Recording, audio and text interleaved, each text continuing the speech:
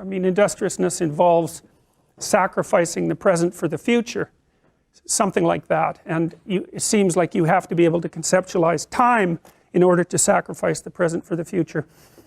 One of the things that I would recommend that you do as students in this course, and maybe in every course, speaking of industriousness, is come up with a plan of attack for the course and use a scheduler. You know, if you treat your university career like a full-time job, you're much more likely to succeed. And if you keep up on the readings and you keep up on the essays and all of that, then you're much less likely as well to fall into despair when you get too far behind.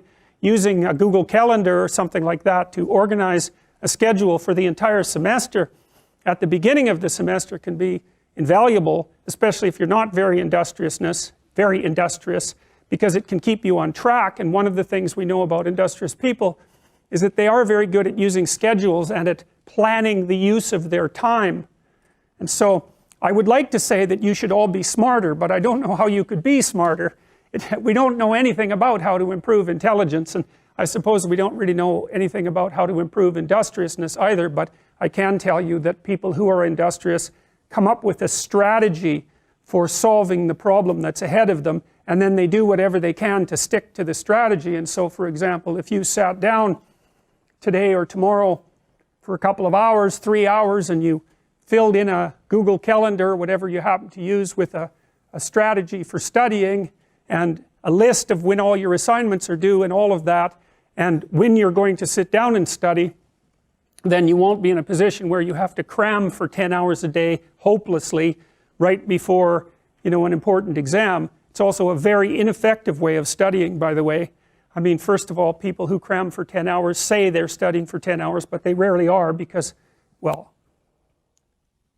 I can't study for 10 hours. I don't have the power of concentration that would enable me to do that for that prolonged period of time. I can manage about 3 hours of intense intellectual activity before I'm pretty done.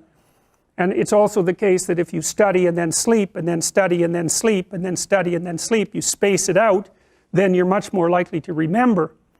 It's also much more likely that you're much more likely to remember if you try to recall the material. And so highlighting and that sort of thing isn't very useful, but reading, closing the book, summarizing what you've read without opening the damn book, that's useful. And the reason for that is that you're practicing remembering. And that's what you have to practice. If you're practicing memorization, you have to practice remembering. You don't just go over the thing over and over. That'll help you with recognition memory, but it won't help you with recall memory.